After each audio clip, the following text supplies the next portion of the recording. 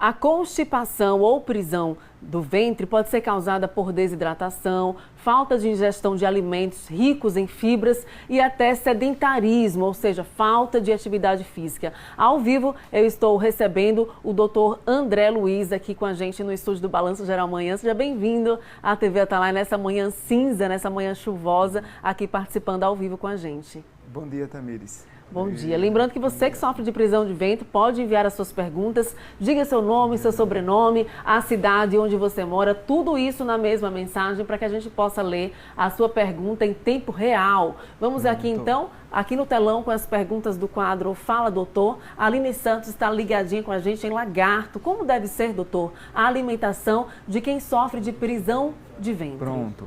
Aline, a alimentação da pessoa que sofre prisão de ventre, ou então intestino preso, ela tem que ser uma alimentação bastante rica em fibras. E onde é que a gente encontra nessas fibras? Nós encontramos em frutas, vegetais, geralmente a mais parte, e raízes, produtos naturais. É importante também que o paciente que é ressecado, que tem intestino preso, ele também tem uma ingesta hídrica, beber bastante água, que geralmente a gente bota em torno de 10 a 12 copos de água por dia. E isso associado a essa alimentação regrada de fibras e associado também com a associação com a atividade física. Com isso auxilia com que esse intestino, na grande maioria das vezes, ele regule e tenha digestões mais prevalentes e regulares. Vamos a mais perguntas, então, aqui no quadro Fala Doutor. É a participação popular. Luciana Cardoso, ligadinha com a gente em Simão Dias. Os produtos probióticos resolvem o problema de constipação, doutor? Isso aí, Luciana, vai depender de uma análise bem feita, através de uma anamnese com o médico, para poder determinar o tipo de constipação que você tem. Porque às vezes você pode ter uma constipação funcional ou estrutural, e cada tipo desse, você pode necessitar dos probióticos, que eles são importantes, mas também eles podem também, às vezes, prejudicar também, até piorando a constipação. Por isso, cada caso é necessário ser avaliado por um profissional médico para que possa estabelecer a melhor conduta para você. Mais perguntas aqui no telão do BG, hoje tirando as dúvidas sobre constipação. A Luciana Bonfim está ligadinha em Diaroba. A constipação pode causar outras doenças, doutor? Pronto. A constipação, ela pode causar, sim, outras doenças, além do incômodo, tá certo? Que pode causar dores abdominais. A constipação pode piorar, às vezes, um quadro hemorroidário, pode criar doenças orificiais, da região anal, tá certo? Mas o principal de tudo é o incômodo que causa para o paciente, que muitas vezes ele vai distender o abdômen, vai ter dores abdominais, formação de bastante gases, com isso prejudicando a sua vida. Por isso é importante, toda vez que o paciente é constipado, passar por uma avaliação médica para que seja revertido esse quadro da melhor forma possível. Vamos a mais perguntas, então. É a participação popular chegando aqui pelo WhatsApp do BG. Eliana Batista, ligadinha em Boquim. Mulheres sofrem mais de prisão de ventre do que os homens? Pronto. Isso aí, muitas vezes, o público, da grande maioria da parte das vezes, são de mulheres. As mulheres têm um envolvimento muito com a parte hormonal e fatores relacionados também, tipo a parte da gravidez, que podem também evoluir às vezes com pior até da constipação.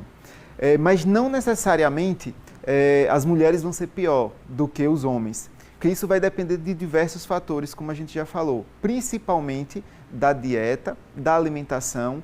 Se esses pacientes muitas vezes passou por algum tipo de processo cirúrgico, de procedimento, que podem criar, porventura, alguma cirurgia abdominal que mexa no intestino, esses pacientes às vezes podem criar constipação. Então, assim, cada caso é um caso. As mulheres, a gente sabe que a parte hormonal influencia, mas a parte alimentar, associado com a baixa ingesta hídrica, é um dos fatores principais para que muitas vezes esses pacientes tenham uma constipação.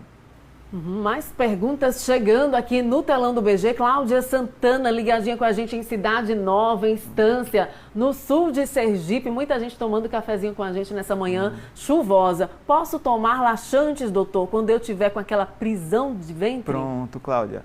Assim, pode-se fazer uso, Cláudia, muitas vezes de laxantes, tá certo? Mas o laxante é uma medida, tipo, de último caso, quando você já está numa situação que não consegue reverter. O melhor de tudo isso é você prevenir. E a prevenção, tipo, da prisão de ventre, desse intestino preso, é com dieta, alimentação e caso não melhore, que aí vai passar por uma avaliação médica, às vezes pode ser que esse paciente em específico necessite utilizar laxantes, porque existem diversos laxantes. O melhor tipo o mais adequado para cada paciente aí precisa passar por uma avaliação, para a gente poder determinar. Então, a escolha do laxante tem a ver com a situação do paciente. Por exemplo, tem a telespectadora aqui, Ângela dos Santos, ligadinha com a gente em Aracaju, e ela pergunta se pode tomar sempre Luftal, ou como é feita essa escolha do laxante. O Luftal, Tamiris, ele não funciona como um laxativo, tá certo? Luftal é a simeticona, é uma medicação mais geralmente para liberação de gases. Laxantes, geralmente eles provocam a liberação de fezes, tá certo? E às vezes você vai ter laxantes que são propulsores ou laxantes emulsificantes de fezes. Então o Luftal não pode ser considerado como um laxante. Como laxante, isso. Ele não faz a função da evacuação. Não, ele não faz a função da evacuação. Ele ajuda na liberação dos gases, que um paciente que esteja com o intestino preso, ele pode ter um alívio dos sintomas, mas o principal, tipo os laxantes relativos a que vão trabalhar com as fezes, são em outra classe de medicação, tá certo? É por isso a necessidade de passar por uma avaliação médica. Tá, e respondendo a dúvida da Ângela Maria dos Santos, ligadinha aqui em Aracaju, a participação dos telespectadores durante o Balanço Geral amanhã. Olha, o José Carlos está ligadinho lá no município de Arauá. O consumo de água, doutor, alivia a prisão de ventre? Como é que deve ser esse consumo diariamente? Pronto. José, o consumo de água, eu considero, geralmente quando eu converso com meus pacientes, a água é o principal laxante que a gente tem. O consumo de água, geralmente que a gente bota qual o perfil adequado? De 10 a 12 copos de água por dia, tá certo? Que é o volume 10 a 12 copos de água por dia, que vai dar em torno de 2 litros de água. E isso aí não pode ser só restrito à água. A gente pode colocar água de coco ou sucos, certo? Com isso, faz com que esse intestino, certo, funcione da melhor forma possível. Por quê? Nós moramos numa cidade nordeste, que é uma cidade geralmente ensolarada, hoje chovendo, mas boa parte do ano nós transpiramos muito, nós perdemos muita água. E com essa perca, o nosso organismo, para manter sobrevivência, muitas vezes vai absorver líquidos das fezes para manter nosso corpo funcionando da melhor forma possível. Quando a gente não repõe, que é a grande maioria das pessoas, uma quantidade de água específica, que é essa de 10 a 12 copos de água, quem vai sofrer é o intestino. Com isso, vai deixar as fezes mais ressecadas, mais endurecidas.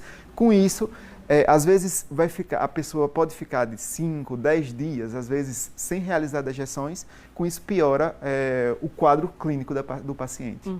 Em relação a ficar muito tempo sentada, chega agora uma pergunta aqui de uma telespectadora, Valquíria, ligadinha com a gente na Praia da Caueira. O que fazer? Influencia ficar muito tempo sentada? Valquíria, pode influenciar um pouco. O que a gente considera é que não só da parte intestinal, certo? Porque muitas vezes você vai ficar sentado, mas se você pode levantar vamos botar a cada 2 horas, fazer uma caminhada, a mobilização, com isso vai ativar o peristaltismo, que é o movimento do intestino. E também ficar sentado por um período muito prolongado causa diversos fatores, tromboses, outras coisas específicas.